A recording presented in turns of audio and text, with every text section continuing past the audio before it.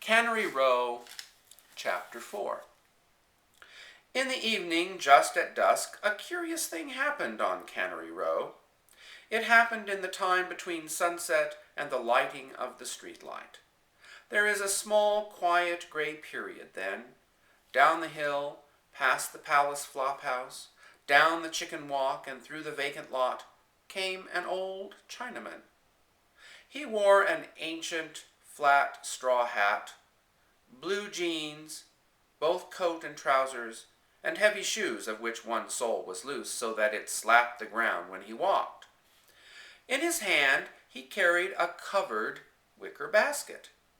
His face was lean and brown and corded as jerky, and his old eyes were brown. Even the whites were brown and deep set so that they looked out of holes. He came by just at dusk and crossed the street and went through the opening between Western Biological and the Hediondo Cannery. Then he crossed the little beach and disappeared among the piles and steel posts which support the piers. No one saw him again until dawn. But in the dawn, during that time when the street light has been turned off and the daylight has not come, the old Chinaman crept out from among the piles, crossed the beach and the street. His wicker basket was heavy and wet and dripping now. His loose sole flapped on the street. He went up the hill to the second street, went through a gate in a high board fence, and was not seen again until evening. People, sleeping, heard his flapping shoe go by, and they awakened for a moment. It had been happening for years, but no one ever got used to him. Some people thought he was God, and very old people thought he was Death, and children thought he was a very funny old Chinaman, as children always think anything old and strange is funny. But the children did not taunt him or shout at him as they should, for he carried a little cloud of fear about with him. Only one brave and beautiful boy of 10 named Andy from Salinas ever crossed the old Chinaman. Andy was visiting in Monterey, and he saw the old man and knew he must shout at him, if only to keep his self-respect. But even Andy, brave as he was, felt the little cloud of fear. Andy watched him go by evening after evening while his duty and his terror wrestled.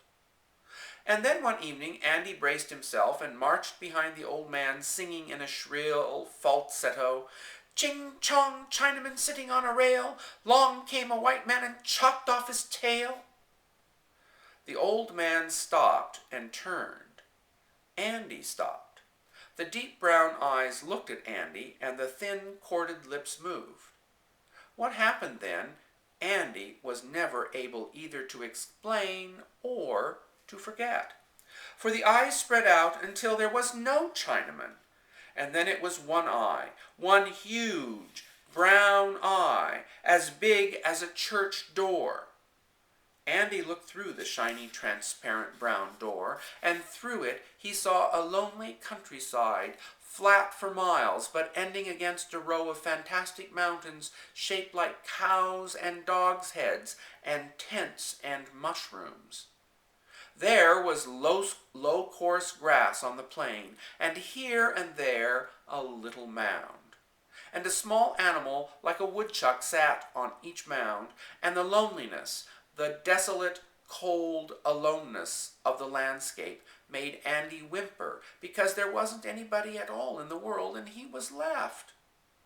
Andy shut his eyes so he wouldn't have to see it anymore, and when he opened them, he was in Cannery Row, and the old Chinaman was just flapping between Western Biological and the Hediondo Cannery. Andy was the only boy who ever did that, and he never did it again.